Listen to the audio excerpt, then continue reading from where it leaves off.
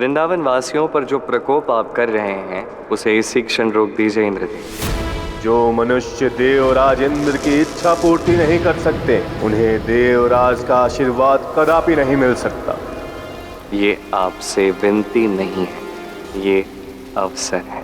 हर देव को अधिकार होता है कि वो अपना सम्मान प्राप्त करे, और मुझे लगता है कि आप अपनी शक्तियों का दुरुपयोग कर रहे हैं, और ऐसा करने से मैं आपको रोकूंगा नहीं, क्योंकि मुझे आपका ऐसा करना अनुचित लगता है। जिस प्रश्न का उत्तर मैं चाहता था मुझे मिल चुका है।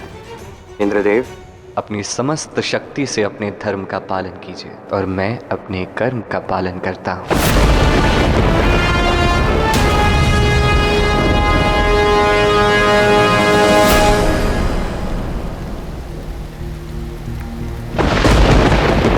अब तो इस समस्या का मात्र एक ही समाधान है, हमें देवराज इंद्र से क्षमा मांगनी होगी।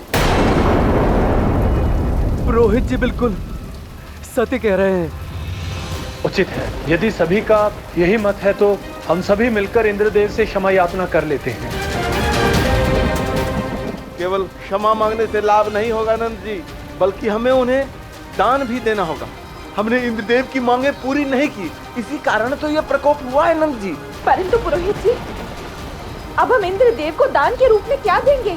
हमारा सब कुछ तो इस भीषण वर्षा में बह गया है। अब तो ये गैया ही हमारी रक्षा कर सकती हैं। इन्हें ही हमें दान में देकर इंद्रदेव के क्रोध को शांत करना होगा। हे इंद्रदेव, आप तो देवों के देव हो, सर्वशक्तिशाली हो। हम सभी वृंदावन वासी आपसे ठहर जाइए बाबा। मैं जानता हूं कि इस समय हम अत्यंत गहन संकट में हैं, किंतु हमें आस नहीं छोड़नी चाहिए। अंततः हमारा ये विश्वास, यही तो हमारी शक्ति है। और वैसे भी भूल हमसे नहीं, इंद्रदेव से हुई। बिना हमारी इच्छा समझे, हमारी आवश्यकता समझे, हमारी भावना समझे, उन्होंने हमारे समक्ष एक मांग रखी जो अनुचित थी, और उस अनुचित मांग को पूर्ण ना करने के कारण यदि हम क्षमा मांगते हैं तो ये उस अनुचित कर्म का साथ देने जैसा नहीं हुआ। भूल तो हमसे हुई है कृष्ण, और हमें वो भूल सुधारनी भी होगी। हमने इंद्रदेव की मांगों को अस्वीकार कर उनका अपमान किया है। हाँ कृष्ण, पुरोहित जी उचित ही कह रहे हैं। इंद्रदेव की बात मान ली होती तो इस तरह के तूफान का सामना नहीं करना पड़ता। मैं आप सभी का कथन समझ रहा हूं, और वो भी समझ पा रहा हूं जो आप कह नहीं पा रहे हैं। तब भी मैं यही कहूंगा कि एक बार अपने कृष्ण पर विश्वास कीजिए, एक बार मेरी बात मानिए। मैं आप सभी को एक ऐसे स्थान पर ले जाना चाहता हूं जहां केवल हम ही नहीं, अभी तो हमारी गैयाएं भी सुरक्षित रहेंगी। ऐसा कौन सा स्थान है कृष्ण? एक ऐसा स्थान जो तनिक दूर है, किंतु मेरे हृदय के अत्यंत निकट है। एक ऐसा स्थान जो धरा पर है किंतु आकाश को छूता है। एक ऐसा स्थान जो माता की गोद शीतल किंतु पिता की भांति प्रबल और शक्तिशाली भी है। एक ऐसा स्थान जो गौ की भांति प्रेम से परिपूर्ण है तो बछड़े की भांति कोमल भी है। एक ऐसा स्थान जो इस समस्या का हल है। सातों तलों से परे ये परम तल है। यही स्थान हमारे प्राणों की रक्षा करेगा, और इस स्थान का नाम है गोवर्धन पर्वत।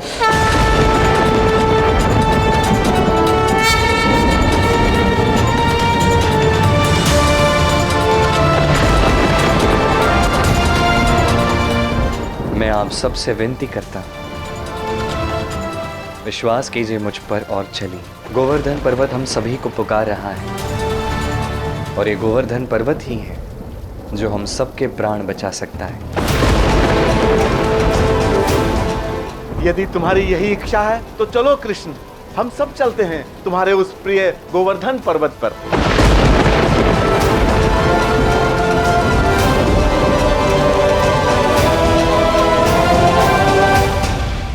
इतने मूर्ख है ये वृंदावन वासी। आज ये ऐसी दयनीय स्थिति में केवल श्री कृष्ण के कारण है। फिर भी एक बार पुनः तो उन्हीं के कहे शब्दों के जाल में फंसे जा रहे हैं। एक बार कहने मात्र से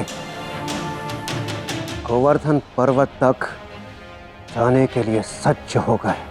देवराज इंद्र, ये तो अपनी समझ की बात है। श्री कृष्ण के अमृत तुल्य वाणी को अस्वीकार कर अनुचित पथ पर चलना ये तो संभव नहीं है ना।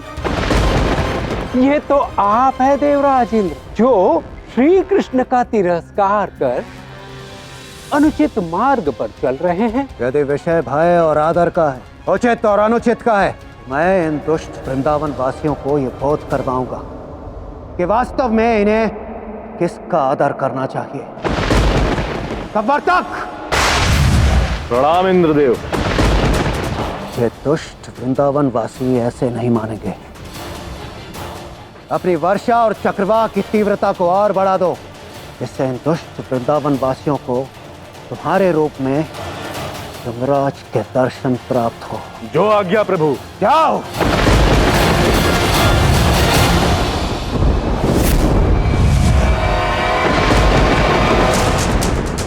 वर्षा और बाढ़ से तो तुम सब बच गए वृंदावन वासियों, किंतु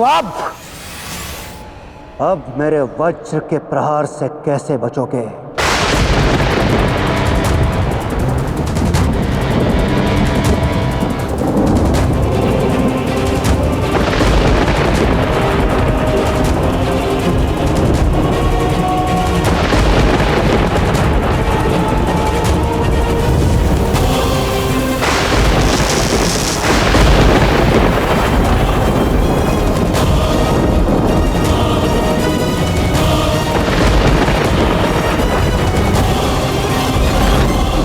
जाने से ये समस्या और अधिक बढ़ जाएगी। बस अपने हृदय में प्रेम लेकर आगे बढ़ते रहिए, तभी हम शीघ्र गोवर्धन पर्वत तक पहुंच पाएंगे।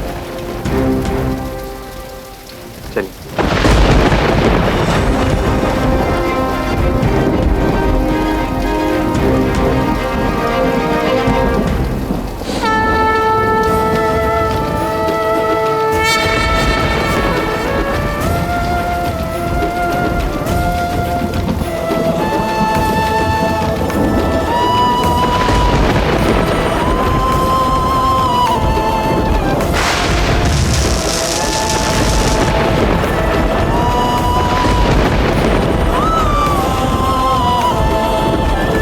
कृष्ण, तुम हमें गोवर्धन पर्वत पर ही क्यों ले जा रहे हो? तनिक धैर्य रखिए पंडित जी, समय के साथ सभी प्रश्नों के उत्तर मिल जाएंगे।